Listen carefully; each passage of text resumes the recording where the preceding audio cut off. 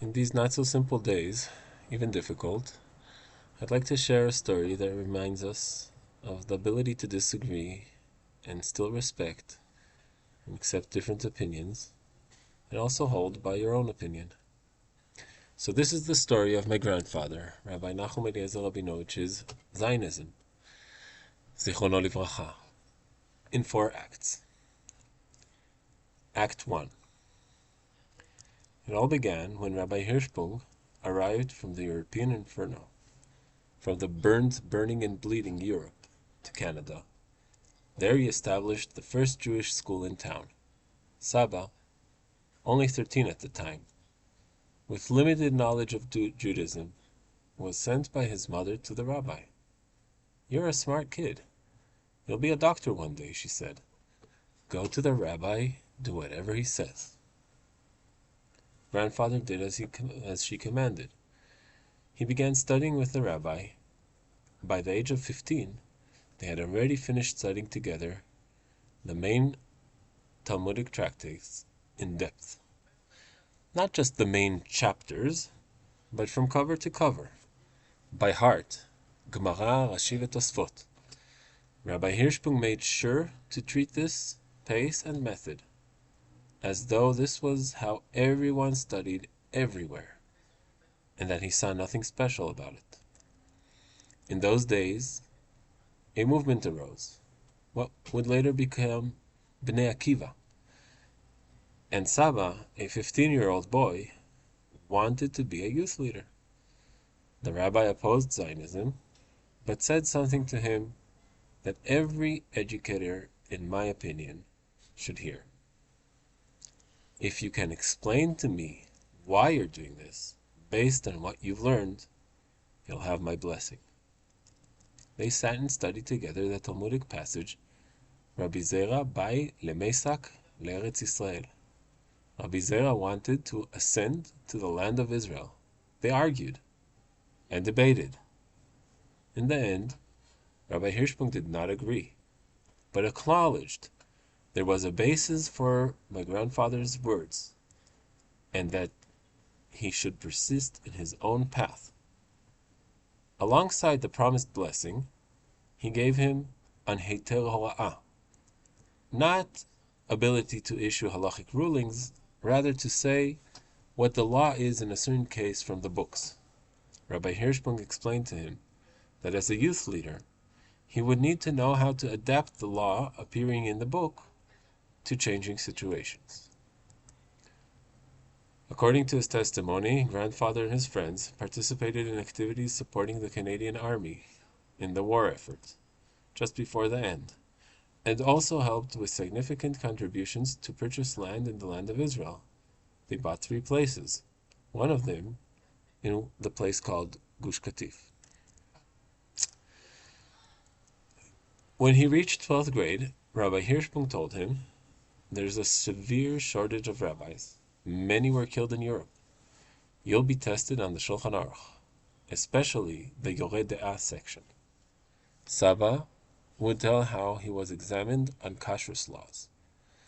Only when I asked him, being tipped off by a student, did he admit that this was an examination on all of Yoreh De'ah, Tur, Beit Yosef, Shulchan Aruch, commentaries. The rabbi was not satisfied. "Study again. Be tested again." The second time, he still wasn't satisfied. "Not good enough," he said. "You should delve into more sections in more depth." So 18 times, Saba was examined before Rabbi Hirschberg. At the end of the year, the rabbi told him, "This passes. It might even hold. I'm giving you rabbinic ordination, but it's conditional that you study in a regular yeshiva with many students," since at its peak, this school had 18 students. Grandfather actually wanted to be a mathematician. The rabbi told him, "Torah study is for every Jew, no matter what your profession." So he went to Ner Yisrael Yeshiva, where he could also study math, while simultaneously learning 2 daily study sessions in the yeshiva. Act 2. In the second act, we meet Saba sitting and reading in Yiddish to the mother of the Rosh Yeshiva, Rabbi Ruderman, who was also the head of Agudat Yisrael rabbis, an elderly woman. She lost her eyesight. This lady knew the Bible by heart, but struggled to find a student who knew how to read Yiddish accurately enough. Grandfather, who could read clear and precise Yiddish, would sit with her once a week to read. First, they read the Bible. She would correct him when needed and taught him grammar on the way. Afterwards, he would read to her stories in Yiddish. During these meetings, she decided to match him with her granddaughter, who was an orphan. The granddaughter looked at grandfather, a semi-modern born, inclined towards mathematics, and said, "Not for me." At that moment, her younger sister whispered, "Then he's mine." About 2 years later, the Rosh Yeshiva's mother told Saba, "I have a granddaughter in New York, smart and beautiful. Go there, meet her, marry her." Well, you know how grandmothers are. He had tremendous respect for her, and so he did. He bought tickets to New York, contacted the Gaon, Rabbi Yosef Eliyahu Henkin, asking to learn with him. And so it was. They studied together for 3 months, day by day. Grandfather became Rav Henkin's student, a great admirer. Eventually, he became considered his foremost discipline, but we've gotten ahead of ourselves. In the end, Saba and Savta got married. They returned to Ner Yisrael to continue learning in a yeshiva. One day, emissaries came from Charlestown, where 17 Orthodox affiliated families were living and looking for a rabbi. Rabbi Ruderman recommended them, so my grandparents went to visit. When they discovered that the conservative and reform communities closed shop on Shabbat, that moved them very much. Also, grandfather said that the city was closer to the land of Israel than Ner Yisrael. That was a significant consideration in his eyes, and they moved. Before leaving, Saba went to receive a blessing from Rabbi Ruderman. The rabbi asked him several questions on Choshen Mishpat, wrote him a permission to judge, Yadin Yadin, conditional on his continuing to review his Talmud. My grandfather, even in his final years, reviewed again and again what he learned in yeshiva, with self-sacrifice. Charleston was a spiritual wasteland. No mikveh, no rabbinical court. Grandfather established an elementary school with great effort. But when they left, there was a mikveh. There was a rabbinical court. Several of his students from that time raised grandchildren and great-grandchildren in Eretz Yisrael. When he received an offer to move and manage a school that was shrinking in a large city, they checked the globe, and when they saw it was closer, they moved forward.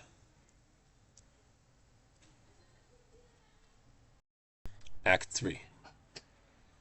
Grandpa became a rabbi, wandered with his family among communities around the world, opened schools, built institutions.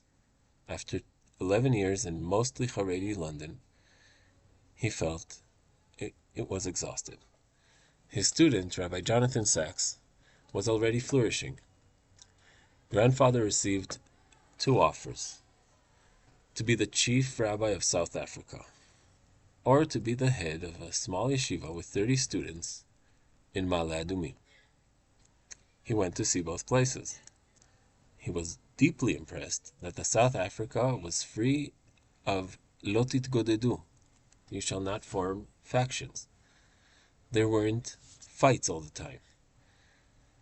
On the other hand, Israel is the land of Israel.